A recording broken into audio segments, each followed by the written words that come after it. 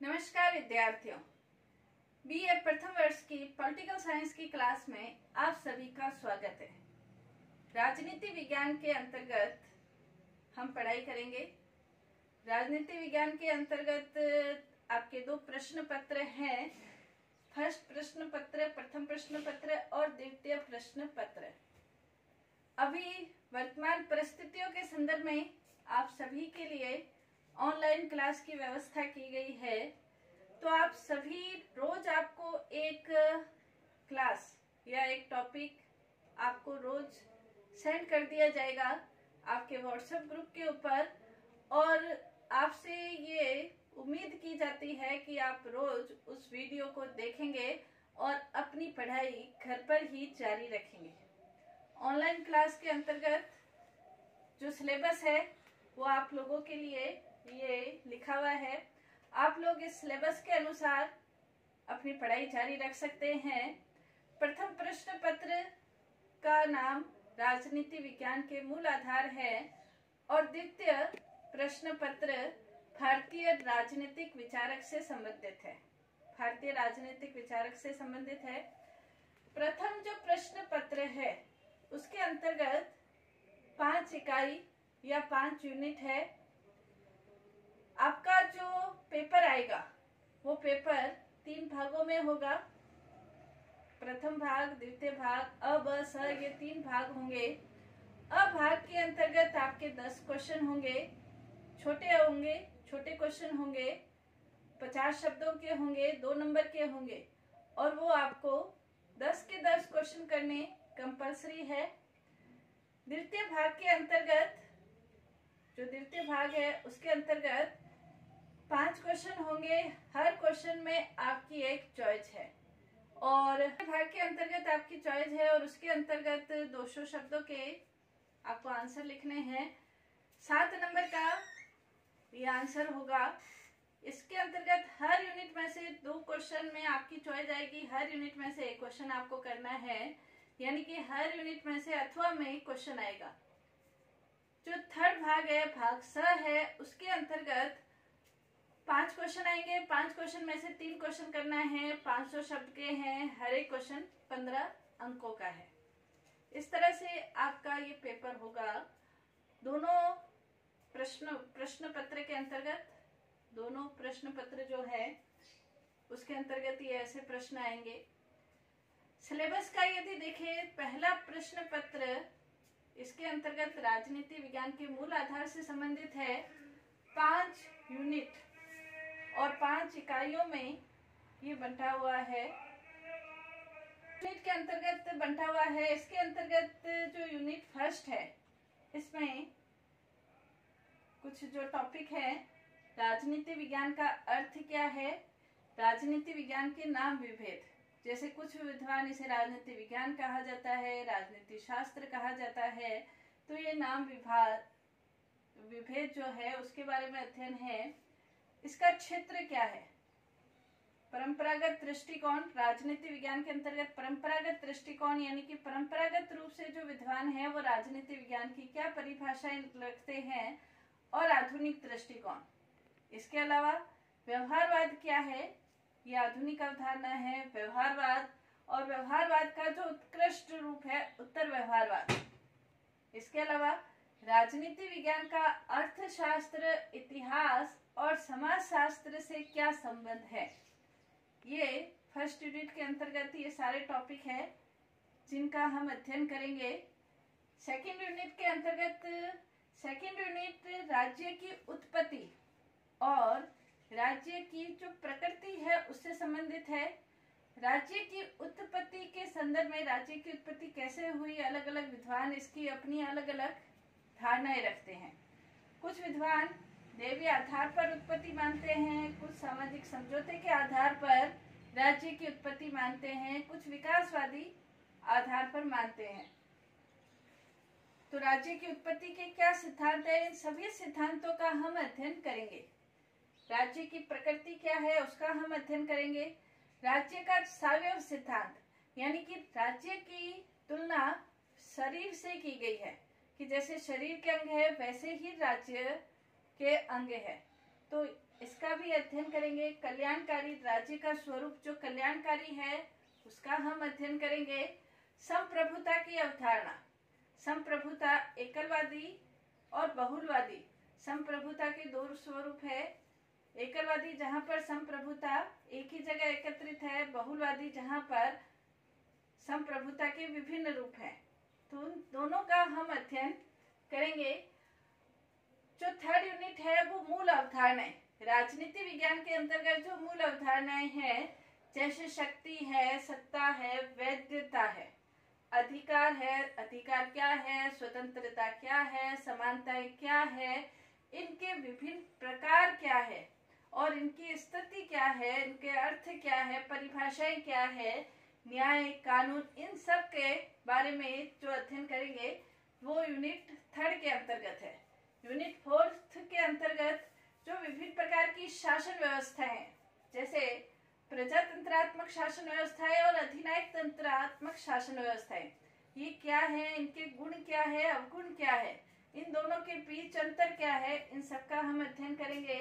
संसदात्मक व्यवस्था और अध्यक्षात्मक व्यवस्था, कार्यपालिका और व्यवस्थापिका के बीच संबंधों के आधार पर संसदात्मक व्यवस्था और अध्यक्षात्मक व्यवस्था होती है, इनका हम अध्ययन करेंगे।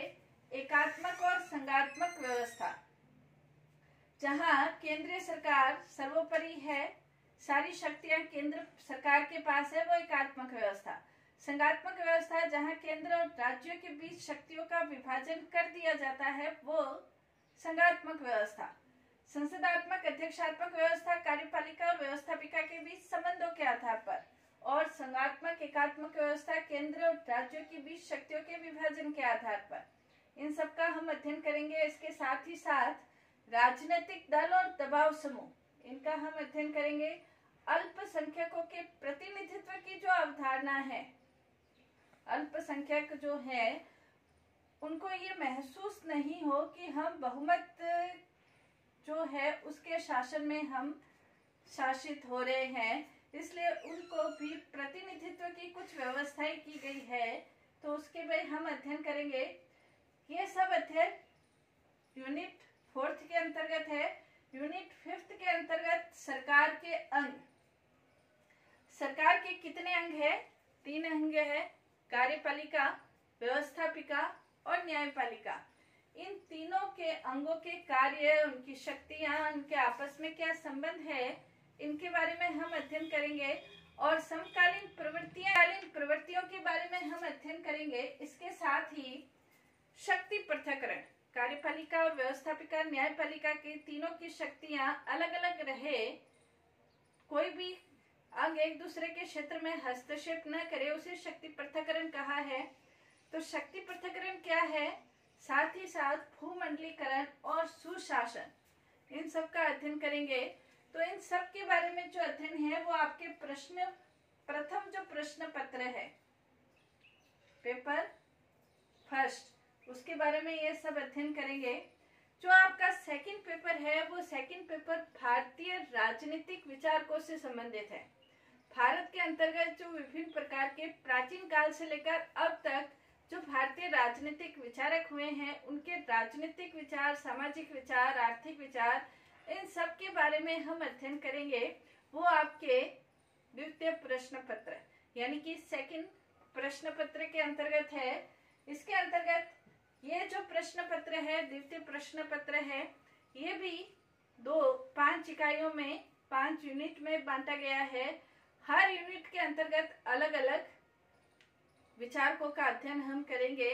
जैसे पहली यूनिट है, पहली यूनिट के अंतर्गत जो प्राचीन काल के भारतीय विचारक है, जैसे मनु है, कौटिल्य है और शुक्र है, इन तीनों के बारे में हम अध्ययन करेंगे। मनु, कौटिल्य और शुक्र के राजनीतिक विचार, सामाजिक विचार, इनके बारे में हम अध्ययन करेंगे यूनिट फर्स्ट के अंतर्गत। यूनिट सेकंड के अंतर्गत भी 3 विचारक हैं, राजा राम मोहन राय है, स्वामी दयानंद सरस्वती है और विवेकानंद है। राजा राम मोहन राय, स्वामी विवेकानंद, दयानंद सरस्वती, इनके जो प्रमुख विचार है वो समाज सुधार से संबंधित विचार हैं, लेकिन समाज सुधार करते हुए इन्होंने समय समय पर राजनीतिक विचारों का भी उल्लेख किया है। तो इन सब के विचारों का उल्लेख हम करेंगे इकाई सेकंड के अंतर्गत, यूनिट सेकंड के अंतर्गत। जो तीसरी यूनिट है उसके अंतर्गत गोपाल कृष्ण गोखले, लोकमान्य बाल गंगाधर तिलक और दादा भाई नौरोजी, इन तीनों विचारकों का हम अध्ययन करेंगे। गोपाल कृष्ण गोखले उदारवादी विचारक कहे जा सकते हैं, तिलक उग्रवादी विचारक कहे जा सकते हैं। फोर्थ यूनिट के अंतर्गत भी आपके 3 विचारक हैं, महात्मा गांधी, जवाहरलाल नेहरू और भीमराव अंबेडकर। तीनों के जो विचार है वो बिल्कुल अलग अलग है। महात्मा गांधी के विचार जहां सत्य, अहिंसा और सत्याग्रह पर आधारित है। जवाहरलाल नेहरू प्रजातंत्र, समाजवाद, गुटनिरपेक्षता, अंतर्राष्ट्रीयवाद, पंचशील, इनके ऊपर आधारित है। अंबेडकर के विचार जहां दलितोद्धार पर आधारित है। इन सब के बारे में हम अध्ययन करेंगे यूनिट 4 के अंतर्गत। यूनिट 5 के अंतर्गत भी 3 विचारक हैं, एम.एन. राय, जिनका प्रमुख विचार नव मानवतावाद से संबंधित है, जयप्रकाश नारायण और दीनदयाल उपाध्याय। इन सब के बारे में अध्ययन करेंगे। यानी कि सेकंड जो प्रश्न पत्र है, द्वितीय जो प्रश्न पत्र है, उसके अंतर्गत आपके 15 भारतीय राजनीतिक विचारक है। हर यूनिट के अंतर्गत आपके 3 विचारक हैं। प्रथम यूनिट, द्वितीय यूनिट, पांचों जो यूनिट है उन सब में 3 विचारकों का हम अध्ययन करेंगे। यानी कि कुल मिलाकर 15 भारतीय राजनीतिक विचारकों का हम अध्ययन करेंगे।